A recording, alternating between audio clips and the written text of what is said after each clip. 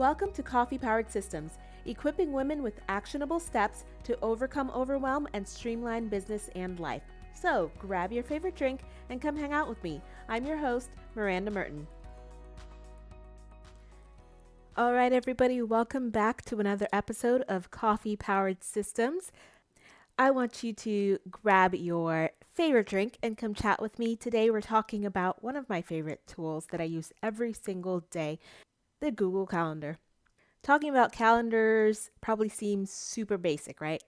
I know, but I'm going to give you a few extra tips for ways that you can use your Google Calendar that you might not be using. So, hopefully, I can give you a tip today that you aren't doing that might actually change the way you look at your calendar. So, kick back and let's chat.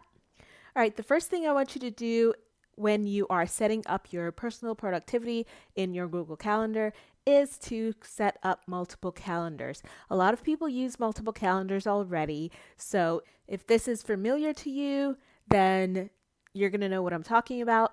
I use multiple calendars and I love it. You might be thinking, your calendar is the calendar. Why do you need multiple ones, right?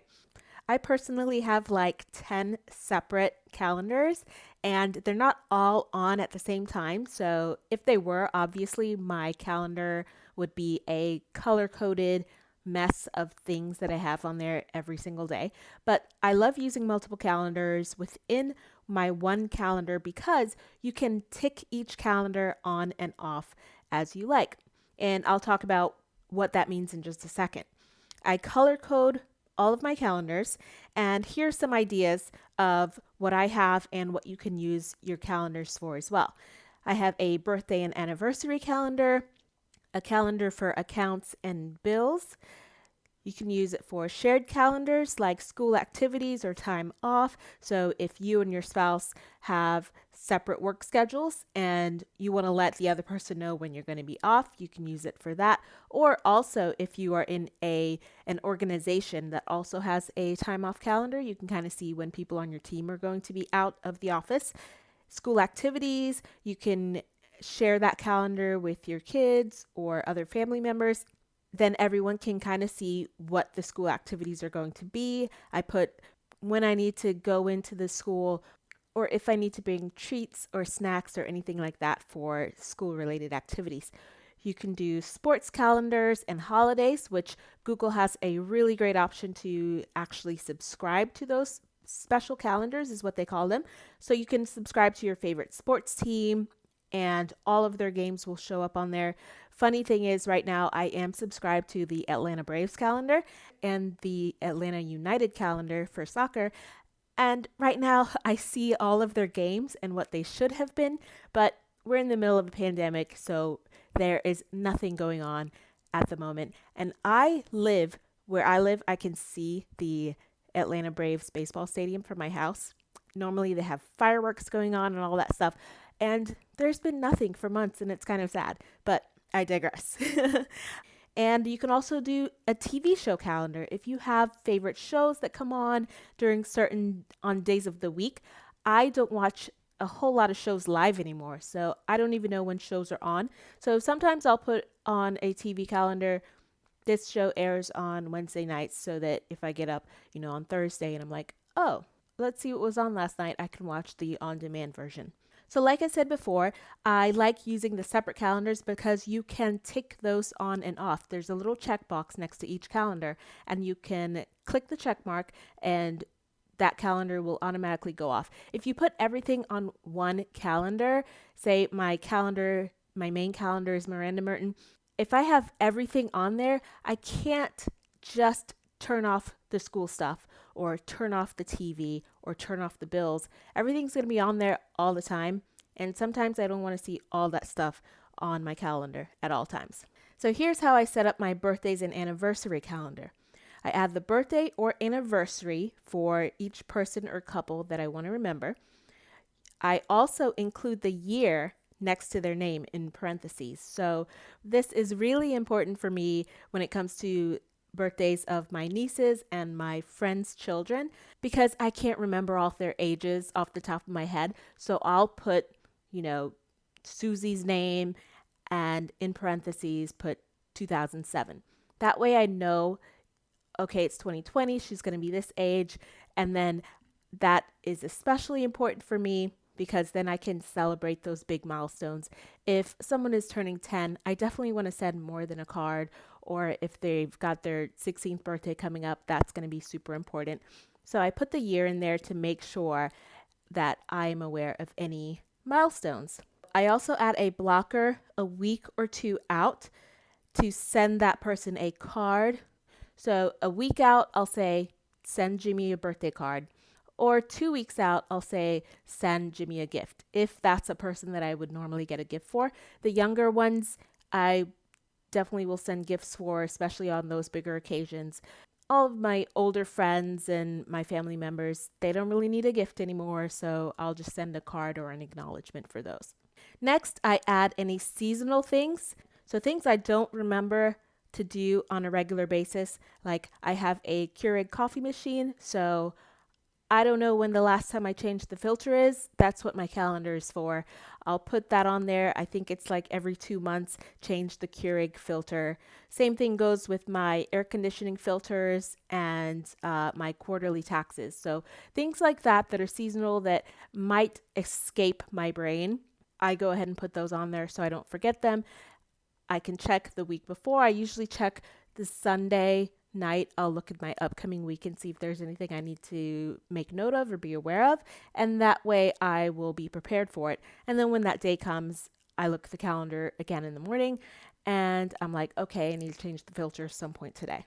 Another tip, whenever I sign up for something that has a free trial, especially if I'm not sure if I'm going to keep it, I'll count out the days of the free trial, whether it's like 7 or 30. And a couple days before, I will put on the calendar 2 or 3 days before, cancel whatever trial. And I make sure it's a few days before because some people do require you to reach out to the support email. And I want to make sure I have enough time to give them at least 1 to 2 days to respond to me where my trial would not be over yet. If it's something that I think I'm going to keep using, then I'll go ahead and add it to my bill pay calendar. Also, if you know that you're not going to keep something and you really are just signing up for it for the trial, like I did a subscription to Hulu specifically for one show, and their trial period is 30 days, and I knew I would be able to watch that show. It was only one season, so I knew I was going to be able to watch that show in the 30 days during the trial, but there was nothing else really on Hulu that I wanted to see or keep it for. I have Netflix and I have Amazon and I have on demand for my basic cable. So other than the one show that Hulu created, I didn't really want to see anything else on there. So I knew I wasn't going to keep it past the 30 days. I went ahead and canceled it pretty much immediately after I signed up. And a lot of companies will let you run out the trial period and then you don't have to worry about it. So I canceled it right away.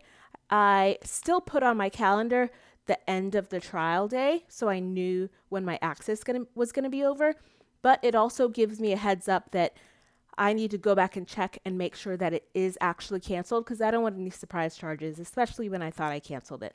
I do have, like I said, I do have a bill pay calendar and I'll put my bills on there on each date that they're due. I pay my bills twice a month. So the first of the month, I'll pay the first half of the bills. Some of them aren't ready yet and processed and they don't show up, especially the ones that are due in the 20s. They don't produce their statements until later in the month. So I'll save those for the second half of the month. But I do like to know when my bills are due, and if anything goes wrong, then I'll know exactly when I'm supposed to pay that bill. For my bill pay calendar, I will also put either where I purchased it. So I have my account link in there. So if I do ever want to cancel it or if I need to get in touch with customer service, the link is already in the notes section. So I can just easily click on it and go right to my account. Obviously, I have to sign in first. So my passwords will already be saved in there, but it goes right to the account. So I don't have to worry about it. And I also make a note of where I paid for it. If I used a credit card directly, then I know I have to go to the website to change it. The only other times that would be different is if I used PayPal. Sometimes I'll have to cancel it in PayPal, or if it's an app from the App Store, I have to cancel it from the app. So especially for PayPal and Apple, I want to put where I purchased it or where I signed up for the subscription. That way I'm not wandering around to all these different sites trying to figure out where the heck I paid for my subscription and where I can cancel it, because that can be really annoying. So once you sign up for a service, go ahead and put where you signed up for it, or if you paid with a credit card. Also, I like to put the credit card that I used. If it's Amex or Visa, I'll put that in parentheses so I know exactly which card it's on. That also comes in handy because if I get a notice that says, hey, something's wrong with your card, it didn't go through, then I know immediately, oh, that's on my Amex. Either it expired or I need to call American Express and figure out if it's a fraud thing or if my account is just getting overdrawn.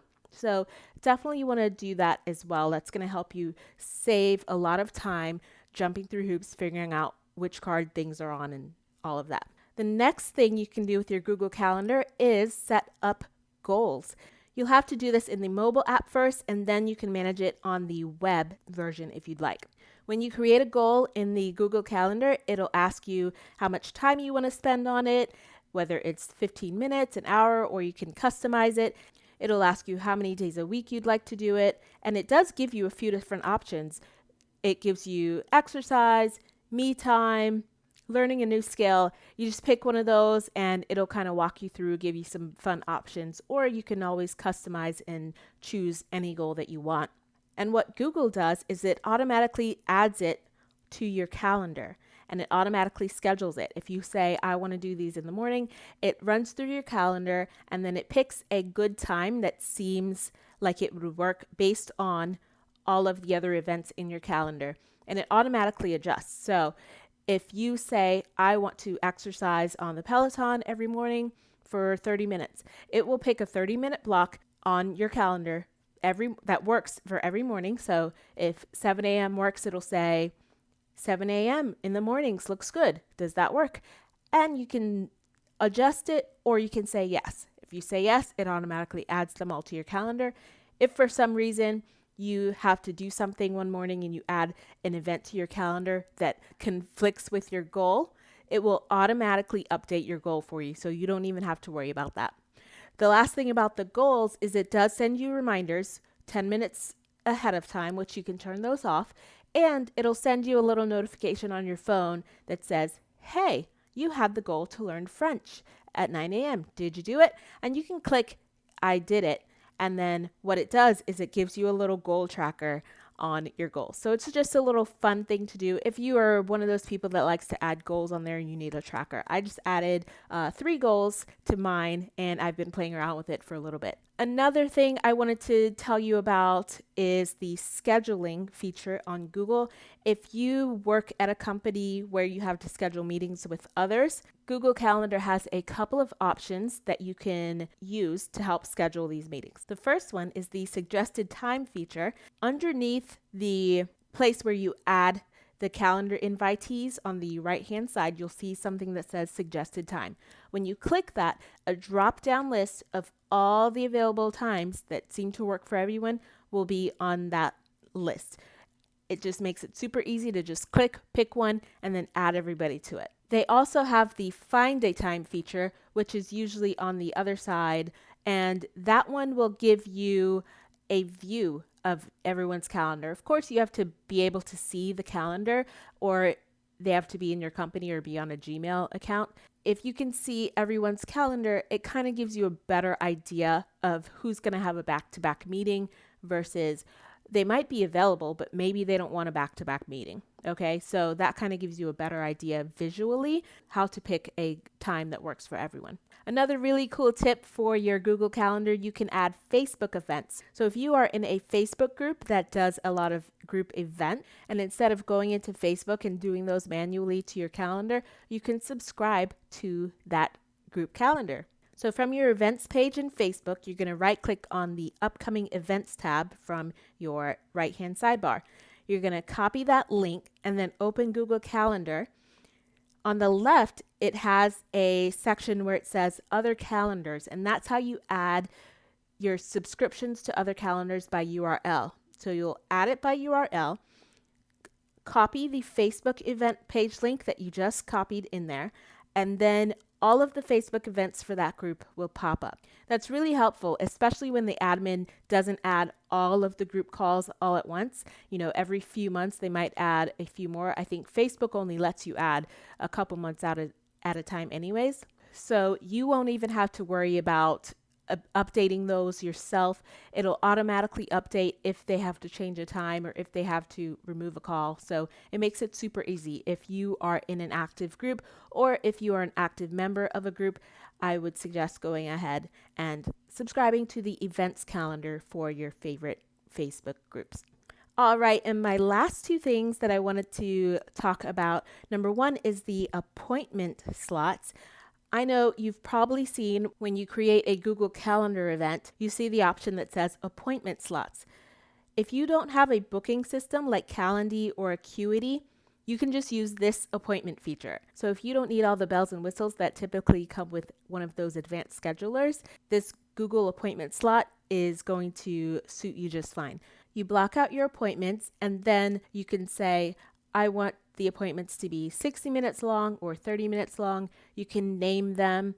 If you're doing 60-minute strategy calls, 60-minute one-on-one sessions, name that block and then people can book based on which one they want. Then if you click on one of your appointment blocks, there is a link. It says, get this appointment link. You copy that link, and that is the link that you will give to people to book time on your calendar. When they open up that link, it shows all of the available slots, whatever you name them, and the time frame that you're allowing them to book, and they can book time on your calendar, easy peasy. Now, it's not going to be as pretty and fancy as the other schedulers. It just looks like an old school calendar blocker system. But if you just need something that can give times to people to get on your calendar without all the back and forth emails, then this will do the trick. All right, and the last one is the automatically decline invites with the out of office feature. I never use the out of office feature. I actually just found it pretty recently. Again, when you go to create an invite, there is the slot that you normally see, and then you have the appointment slots, and then you have the out of office slot. You'll click on the out of office side, and once you create that event, you mark it as an out of office event. It will automatically decline invites sent to you during that time. So if you have a block, say from 7 to 9 a.m., that's your time with the kids. You don't take meetings, you don't take phone calls. Go ahead and block that time for you as out of office. If anyone, for any reason, decides they want to just send you a calendar invite during that time, they will automatically get a decline email saying that you're out of office during that time. Again, just another way to avoid the back and forth emails and saying, hey, I'm not available at that time. You want to choose another time. Okay, so those are my tips. I think I gave you about 7 that you can use to start using your Google Calendar a little bit better. It's more than just a calendar, and if you incorporate even, 2 more of those things, you'll be a lot more productive and a lot more organized when it comes to using your calendar for your life.